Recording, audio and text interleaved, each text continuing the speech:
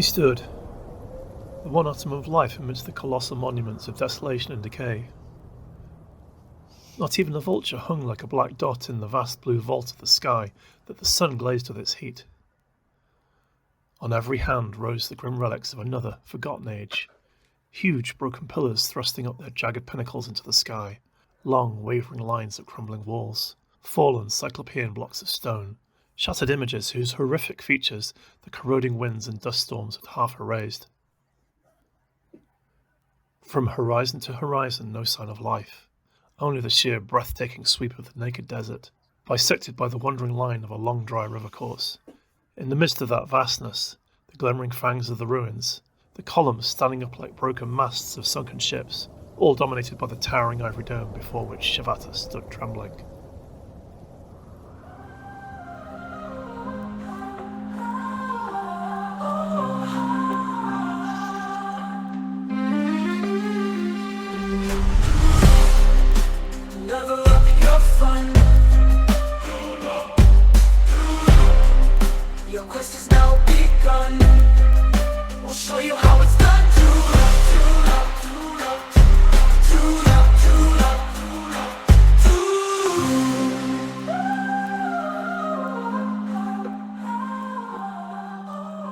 Wow. You guys, today we have the coolest episode for you. I mean, they're all cool, but we've been looking forward to this one. Today we're going to talk about a big part of why we play these games. The topic today is wonder. I hope that intro gave you a little taste of what we really enjoy about wonder. Mark, if I don't miss my guess, that was our good friend, Uncle Trog. Yeah, it was Uncle Trog himself. We've talked about him before. I begged him to do the intro for us. Well, he obliged. So that's great. Wonderful. Well, so we're going to talk about wonder today. Mark, tell me about wonder in the context of role-playing games. Why is this a topic for us even? Well, I mean, this is kind of like why we play the games, right? We want to have that moment where we're all excited and seeing or experiencing something new, something unique, and it's a shared experience. So that's why we do this. Yeah, there's a whole bunch of classic storytelling that wonder is a huge part of how stories work. It's a huge part of why we listen. And I think there's such great opportunities for that in this medium, in this kind of game that we play. And moments of wonder can do a lot of different things in your games. They might be high points in your story when some new thing happens. They might be moments where your players get really inspired by the kinds of things their characters are going to do. Mark, I suspect you, like me, are somebody who, when you think back on the campaigns you've had, the things you remember most are those moments of great wonder, those moments of something unexpected or amazing happening. Yeah, absolutely. Those are the things that resonate in your mind, in your imagination. They're the things that keep you coming back to the table. So, of course, this is a big part of the game. And you could instill this into your game, Ben. These are things you could put in there with some thought. And we're going to help you, the audience, we're going to help you do this. Yeah, it's not accidental. I mean, it can be, but we're going to help you make that more intentional. So the way we're going to start is, Mark, why don't you break down for us, what are the types of wonder? When we talk about wonder in your game, what kinds of things are we referring to? Well, we're really just talking about, persons, places, and things, The nouns of wonder, as it were. Yes. I guess let's just start with some characters. Characters can be wondrous. You think about some of the great characters in literature. We want our players to have great character moments, right? Yeah, and it could be a player character, but it also could be an NPC. Mm-hmm. I mean, it could be wondrous. I think player characters will eventually get to that. And at some point we'll want to address the fact that they are now, to the eyes of the other people, maybe wondrous later in the game. Yeah. But let's talk about more as like NPCs, particularly in this conversation. I think of in a book series, Leto. He becomes kind of wondrous through the course of that story as he becomes the God Emperor. I'm not going to spoil it for people who haven't read the book, but you really should. But there is just a real wondrous transformation of him becoming this God Emperor. Yeah, I think transformation is a great theme. Powering up is a great theme. These are different kinds of ways that characters themselves can be wondrous. I think one of my favorite examples, here's a little obscure one, friends. Go back and watch that movie, Dark City. And this is a movie about strangers who have the ability to manipulate this city. And we're following this guy named John as he wakes up in a strange room and he's accused of murder and he's trying to figure out what's going on. Well, I'm sorry, I'm going to spoil a little bit of this for you, but we get to the end of the movie and we realize that John and everybody in this city have had their memories messed with from time to time. And the guy who's responsible for that realizes that John has the power to do what these strangers can do. He can manipulate reality too. And so he injects John with all of the memories that he needs to take that power and set them all free. And it is one of the most cool moments I've ever seen because our character, John, our protagonist, is helpless. He's in their clutches in the middle of their sanctum, these strangers. And all of a sudden, we go to flashbacks, a montage of him learning everything he needs to know to take them all apart. And when we get done with that flashback and he rolls up again, it is one of the coolest finales I've ever seen in a movie. Go check it out. We also have to talk about things like places. That's another type of wonder. In our real life, we have things like the Great Wall of China, which is one of our wonders of the world. In fantasy, you threw one at me. I was like, yeah, that's it. Which one was that, Ben? That was Nowhere. Remember in the Guardians of the Galaxy movie, right? It was the decapitated head of one of these great celestials. Oh. It was just floating out there in space, and you're like, oh my God, they're going to actually go inside this thing's head, inside his face or whatever. That was really cool. And it was just a visual, but it made you think of all this kind of like, what happened here? Yeah. Like, what is this? It was a neat moment. What's the rest of him like? Yeah. You have a cool one too, from the Wheel of Time series. I was thinking of the place called, I might be ruining the name of this, so I apologize to you Wheel of Time fans, but I believe it was called Shadow Logoth, the place where the shadow waits. And I remember reading that in the books and then seeing it in the series on Amazon. How do you think they did? I loved it. I just thought it was, you just wanted to know more about it. This is a place that evokes a lot of like questions. And I think that's a big part of these wondrous things. They should evoke questions. Persons, places, and of course, we all know that nouns also include things. Here we want to refer you back to our items podcast. Think about how we talked there about how items, you want to build stories around them, give them a little bit of lore. There's some great examples of items in the real world that have amazing stories around them. Mark, you have a really neat experience here I'd love to hear more about. Yeah. What was one example of an amazing item that you discovered at an early age? I was really young, and my folks took us to a museum, and they had a tour that was going around the country for Tutankhamun's mask. I just remember this dark room in this case, and there was the mask kind of lit, and it was just, I just remember looking at the thing with just absolute wonder, like, who made this? Who wore this? Why did they make this? It was so neat. There's other things that are wondrous in real life. If we start thinking about literature, pop culture items, there's probably an endless armory worth of swords and helmets and things of that sort. Rings, of course, that we all know. Although we're going to really do our best to avoid Tolkien this episode because I feel like we've been leaning on him a little too much lately. So let's see how we can keep that promise. But like superhero items, right? Thor's hammer is an amazing, wondrous thing. All of the items that you see in superhero stories are amazing. So these are the nouns. Mark, the world is composed of both nouns and verbs. So yeah, what are the verbs of wonder? Moments of wonder can happen when these wondrous nouns are revealed. I give you an example. Excalibur. Yeah. Here's this noun sitting in a stone. Noun in a stone. I think the title was a little different, but I'm with you. Yeah. Keep going. And it's just waiting for the right verb to pull it forth. And it's that moment. It's that moment of the action of him pulling that sword that all this history and lore built up around this thing is revealed. Persons, places, and things are important sort of vehicles of wonder, but the actual event of experiencing it is a separate thing.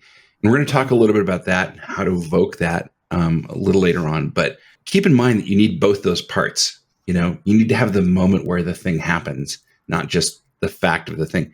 it would be so much less interesting if you were to see Arthur like walk into the castle armory or heck, even into the throne room, and there's like a sword over the mantelpiece, and he's like, oh great, cool, got it, and then he walks off.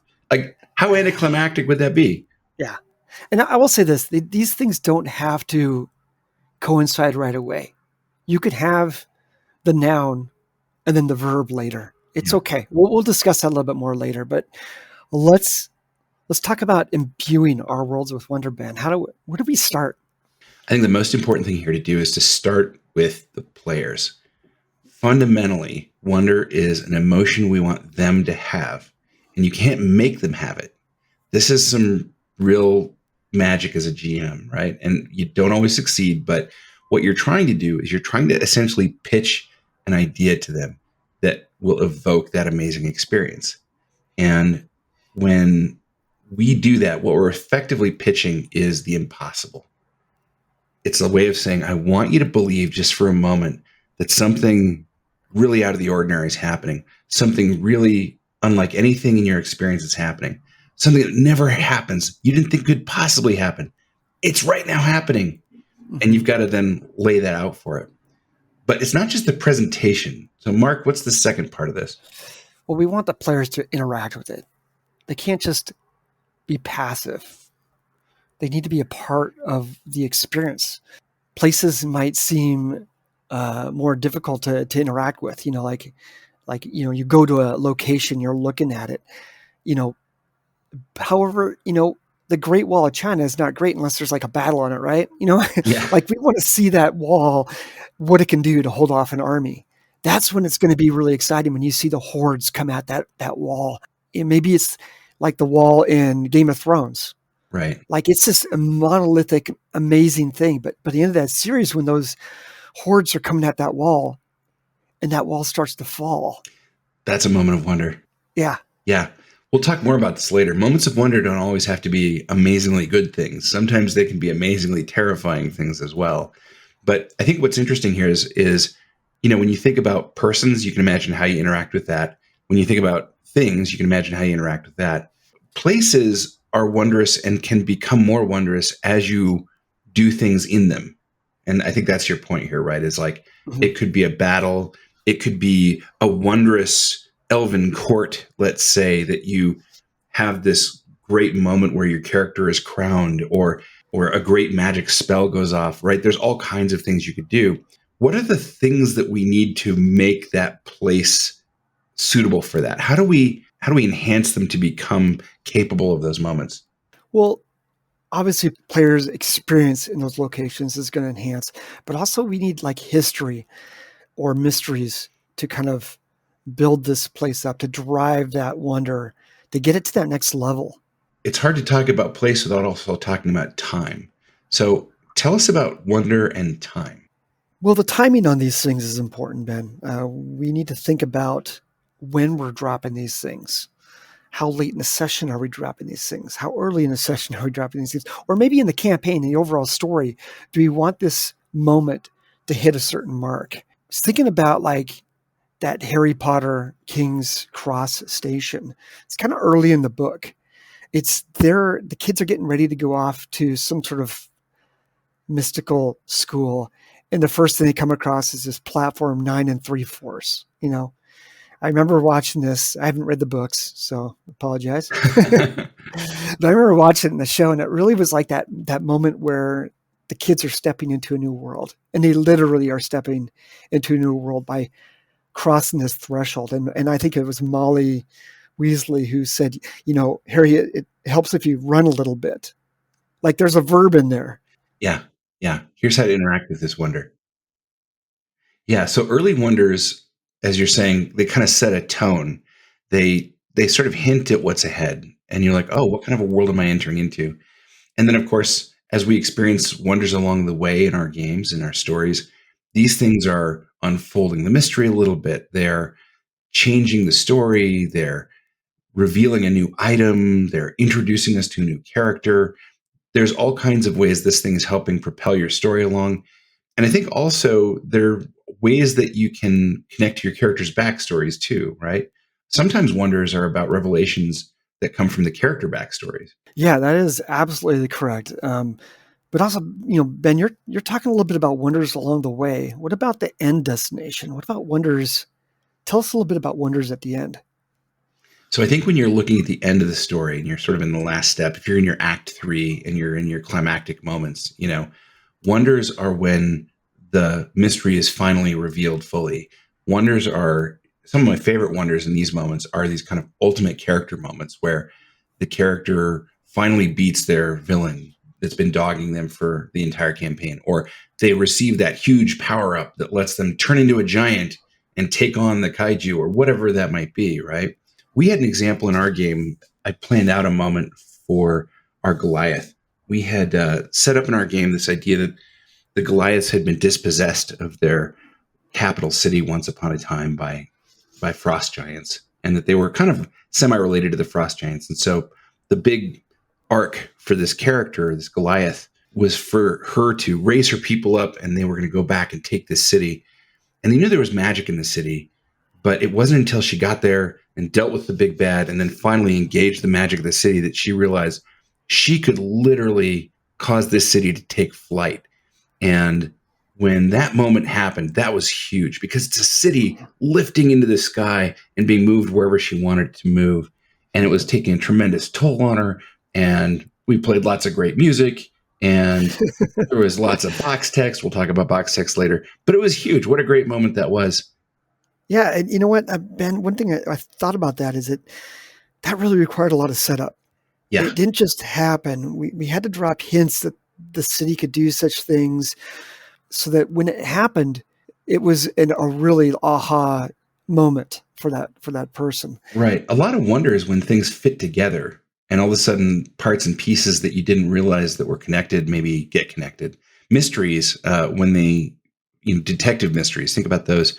When those finally get stitched together at the end and you know who done it or whatever, there's a bit of wonder in that. Yeah. Well, I'll backtrack just a little bit too. We're talking about this kind of like exciting, epic, but they can also be terrifying. Oh. Like a wonder could also be just horrifying. If you've ever met a Cthulhu. Met a Cthulhu. Are there more than one of those? I didn't think we wanted more than one of those. Yeah. H.P. Lovecraft really got into the weird fiction. Like he's kind of your guy who did a lot of that stuff. And yeah, the whole basis of his writing is there are things out there the mind was not meant to know. It's literally the beginning of the Call of Cthulhu, right? Yeah.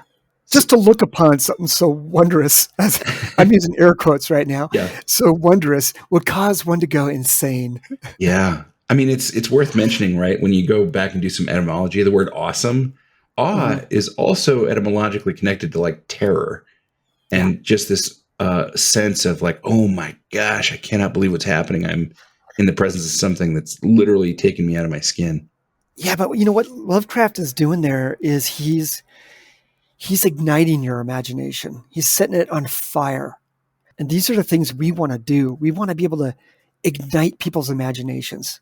So Ben, I want to give me an idea, how would you do this in a game? Yeah, there's a lot of great things to do here. And a lot of these are kind of your classic storyteller pieces of art. The one that's kind of unique to role-playing games is box text. And if you've ever read a module, especially the old ones, they all have these sort of shaded boxes. I think they used to be green, right? Yeah, it was all green and blue type, I think, back in the day. Well, so anyways, they would have these kind of shaded boxes that would have a narrative that you would read to the players. And this was written in a very evocative language and text. It was written from the player's point of view as their characters enter a crypt, or as their characters, round a hill and see a city before them, or whatever it might be. And it was intended to give them a sense of that place and really spur their imagination. And friends, this is a spoken medium, more or less. So we've got to do everything we can to help people's imaginations picture it in their head, because that's where the wonder is going to take place.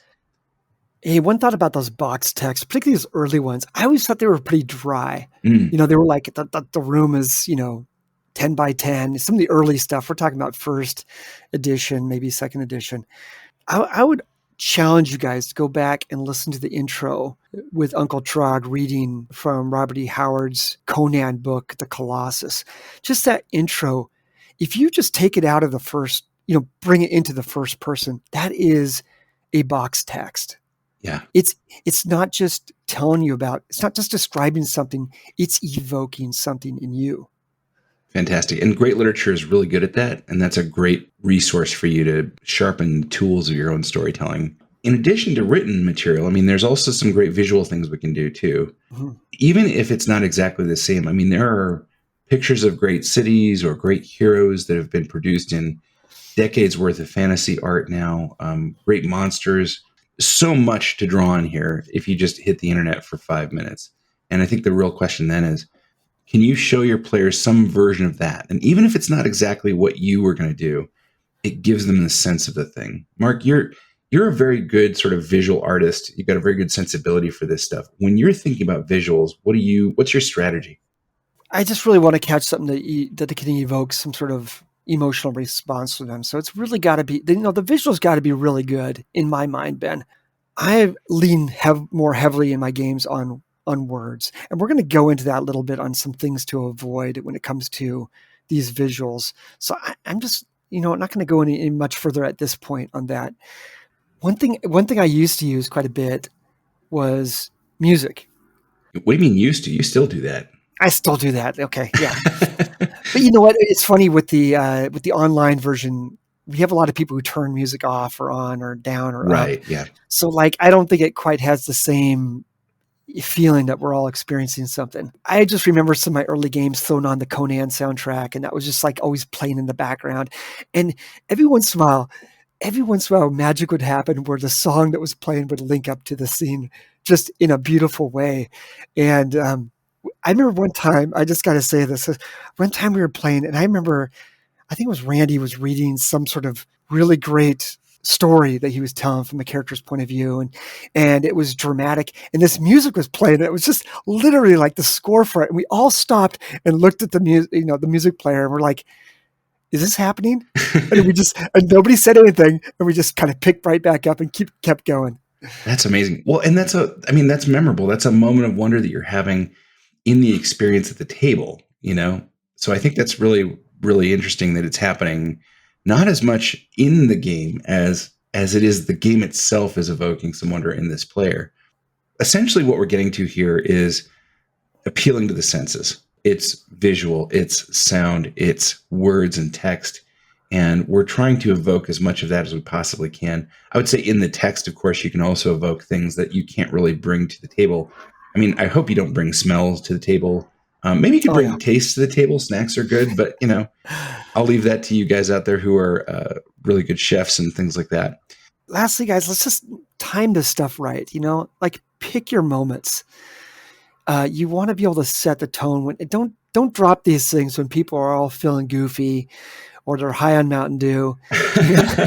Yeah. You want to pick these moments well. And if that means halting a game session a little early so you can hit the mark, that's okay. We want to be able to hit those marks. So we've kind of gone over some of these things, Ben, and we always like to do is there's some things we want to avoid when imbuing our world with wonder. Let's talk about some of those. What's your first one, Ben? The first thing here, I think the golden rule here really is don't try to describe what your player characters are feeling. So in other words, don't play the characters' feelings for them. You can do your best to evoke those feelings. You want to try to evoke those feelings in the player. But I would never be saying things like, your character feels wonder, or your character is humbled by the sight of the such and such and so and so. Oh, God. Ben, I literally want to just yell 100 times this. This is one of my biggest pet peeves as a player is when a GM tells me what I'm feeling. I will say there are game mechanics out there for things like fear or for other kind of psychological states in the character, but I would be very careful with that stuff. You don't want to do it too often. You don't want your players to be feeling like they don't really have agency about their character and the way that their character's personality is coming out. So sometimes the most I'll do with something like that is I'll just say, your character's pulse is quickening. You can kind of feel a knot in your stomach. But that's about it. That's a great point, and it's actually a really great segue into my next thing to avoid, Ben. Don't force it. As Ben was just kind of describing, he's not like, he doesn't want to just force these emotions on you. You want to, they're either going to respond or they're not. Like, and if they don't, maybe your timing was off. If they don't, maybe your description needs a little bit of tune up. And honestly, ultimately, if they don't, maybe you want to play with some other players too. That's always possible. If they're not picking up what you're putting down and you're doing your best, then it's okay. Like maybe that's just not the kind of game they want to play. What's another thing to avoid? A lot of the wonders are connected to the story in your world. We talked about history and civilization last time, and those are essentially the vehicles for creating this stuff. It's when we see the ancient ruin that towers to the sky that we go, oh man, I wonder who left this here. And as a GM, you're going to have an answer to that. You should be ready for that. Don't be flat-footed on these kind of things. If somebody goes to the Grand Canyon and looks at this thing, they're probably going to go to the information desk next to find out how this thing was formed. So there's a reason why that desk is there, Ben. Yeah. We did say earlier that wonder is going to invite questions, and the backstory and the lore in your world is how those questions get answered. Hold on. I hear a tune-up segment coming, Ben. Oh, there is. Because I think we've covered all we can on wondrous moments, but we got some tuning up to do. Well, so for our tune-up segment this week, our listener Mike asks about how to end a game session that keeps momentum going for the next game. And, I think we've all had this experience where a game session can kind of peter out, or it ends at a low energy moment. And then, next week when you pick it up, people are kind of like, oh, yeah, right. Where were we? What's the deal doing here? Yeah. So, Mark, what is our strategy for helping people be energized when they leave and really be thinking all week about, man, I can't wait to get back to that game. What is going to happen next?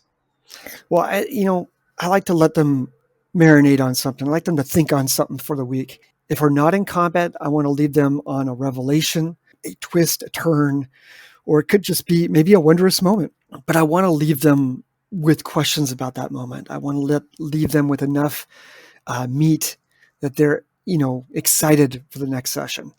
Yeah, in a certain sense, if you end the session with all of the questions answered, there's kind of no reason to continue next week. Like you want people to go, oh, what is that all about? And you go, you're going to find out next week. Exactly. That's kind of where you want to be at. And, if you're in combat, Ben, you could do the same thing there too. You're in the midst of battle and the battle's been going back and forth. And all of a sudden, a great gate opens and a new player enters. And you could describe that new player, some sort of fierce opponent. Maybe it's a villain. But then that's where you go, okay, guys, I'll see you next week. Yeah. Or think about things to do with the environment too, right? You're battling on the ice. And at the end of the third round of battle, you say to your players, all of a sudden you hear deep cracks beneath you. And then I love it. You're like, oh no. And at that point, all your players are like, what are we going to, and you're like, I will see you next week. And then everybody boos you. And right then, Ben, that you did your job. Yeah. When players go, that's when you're ready to go. These things take a little bit of timing. Like it takes a little bit of timing. And you need to be able to think about like, okay, this is where I want to hit my mark. And sometimes it'll mean the session ends a little early. I would say maybe no more than 30 minutes. Yeah, I'd say if you're in that last 30 minutes of the session, like you're saying, you're looking for that opportunity to see that really great strike, to see that really great thing you can do. And it's better to leave your players energized and be 15 minutes early on the session than it is to go the rest of the 15 minutes and everybody's kind of like, okay, fine. It could just be as little as like, you're going to make that saving throw next week. Like that's just cruel, but it's fun. They're all thinking about that pivotal saving throw they got to make next week. Yeah. Or maybe a character drops to 0 hit points. They go down and you're like, all right. And next week, we'll see if you guys can figure out how to do that. One little side note, actually, with virtual tabletops, I've noticed, and this is a thing I did do because I had players that would like log into the VTT between sessions.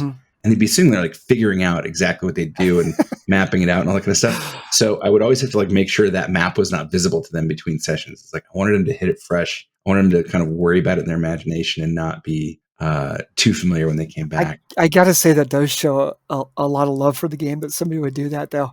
Yeah. I really like that person, whoever that is. I want to reward that. I kind of want to reward that. One other thing that's also important is that, like, if you're trying to figure out how to do this every week, it could feel like a bit of a chore. Yeah. So I would say don't feel like everything that you're going to do to tease or end on a high note has to be about a big story reveal or some big moment. Mm-hmm. Sometimes it can also just be a thing that a player says. A character has an ominous revelation, or, you know, they meet an unexpected person on the road. It could be things like that. And a lot of times that'll come from players too. Also consider the fact that, like, maybe find out when your group is going to play next. You know, like, we're on a bit of a hiatus. I don't even know what cliffhanger we left on in our last game. So, you know, it could be maybe 2-3 weeks out. So make sure you're writing this stuff down. If you're in some sort of group forum or you're using Discord, maybe post that last bit so they can always kind of go back and look and know where they were in the last session. It's funny how much people will remember when you give them that hot phrase that came out, or when you remind them that, like, I wonder if so-and-so will get revived or survive that monster's critical hit or whatever it might be. All of a sudden they go, oh yeah, I remember everything. We have a problem to solve. Exactly. Well, I think that's good. I think we've tuned that up enough.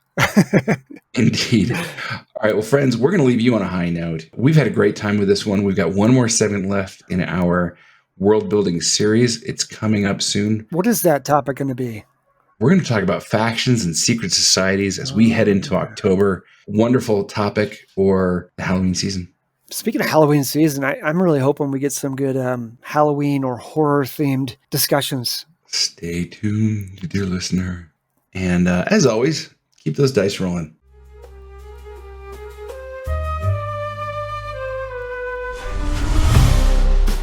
Level up your fun. Your quest is now begun. We'll show you how it's done.